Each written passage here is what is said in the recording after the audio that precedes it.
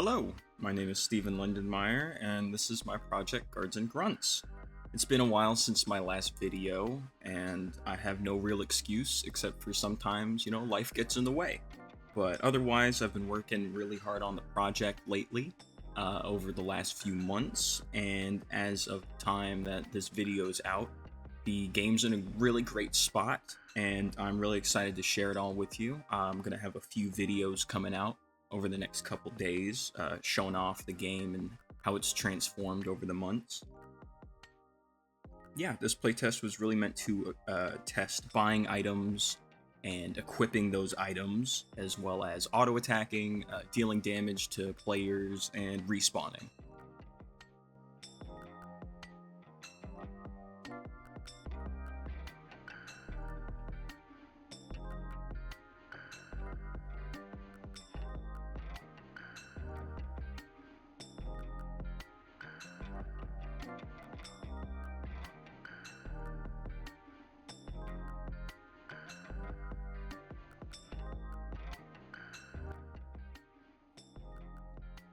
So, right off the bat, we have the shopkeeper, and as you can see above his head, it says press spacebar to shop. And if I go into the keybinds menu and change the keybind from spacebar to anything else, it'll change it above his head to reflect whatever key the player has to press. Of course, enter is the button used for the chat box, which I wasn't really thinking about during the playtest, but nevertheless, it updated it.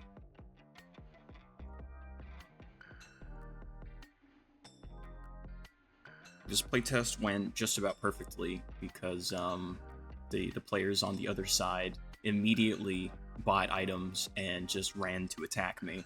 So I couldn't ask for anything better, because that just means they had absolutely no problems using the interface and buying items and equipping them and making sense of what they did.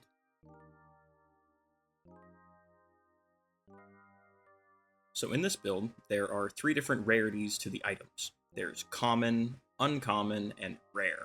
And the highest rarity has special effects that trigger either when the player successfully lands a hit with their weapon, or whenever they successfully block an attack, or just passively from having that item equipped. All of the special effects worked without a hitch. There was no real problems with any of them. And the players in the playtest all kind of gravitated towards different items, so we were kind of able to see a little bit of everything throughout the playtest, which was really good.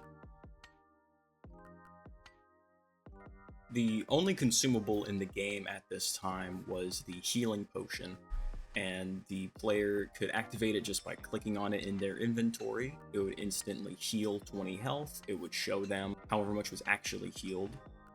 And then they would receive potion sickness for 60 seconds, which means that they could not drink another potion during that time.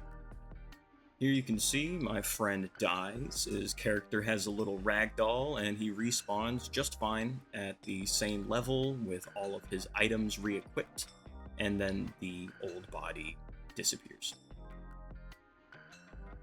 Here, I'm actually showing him how to use the closest available target keybind, using left control, to either target the enemy closest to you, or, if you already have a target that's close to you, targeting the next target, like the next one closest to you. And this is sort of demonstrated once the other player comes here. Yeah, you can see I'm swapping between them, and I'm not clicking on them.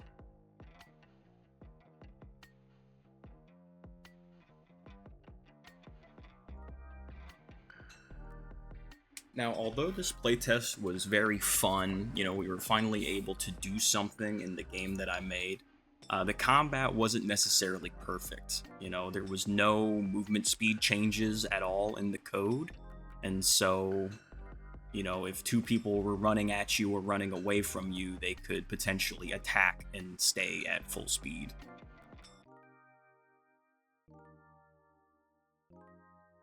At this point in the playtest, I decided to try out the Orcish Axe a little bit and make sure that worked no problem. As you can see there, it reduces the target's armor by 10 up to 30. And you can sort of see that expressed in the fact that it's dealing more damage per swing as it goes.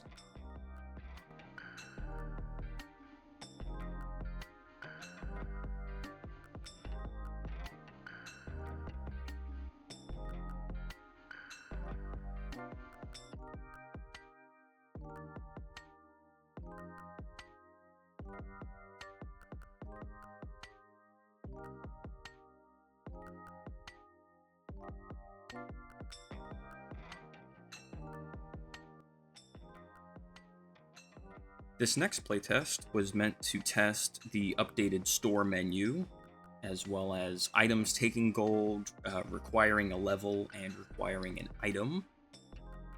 Also testing crits and dodging and the new equipment menu. Now, right off the bat, I didn't spawn in for some unknown reason, but nevertheless, I opened up my friend's stream on Discord and saw what he was seeing. So the equipment menu allows players to unequip items, see the items that they have equipped, as well as see their stats and allocate skill points. Of course, when you mouse over the buttons, you see which stats they affect, and putting points in them shows those stats going up. The updated shop menu showing how the common items are at the bottom of a tree, and then they split into the two uncommon items, and then those uncommon items lead into two rare items.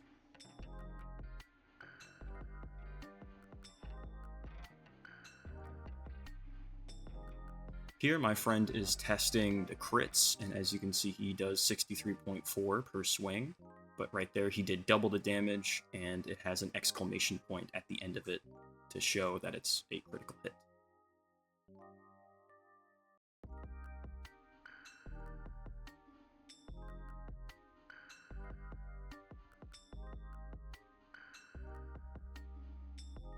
Here's a few more items from the shop.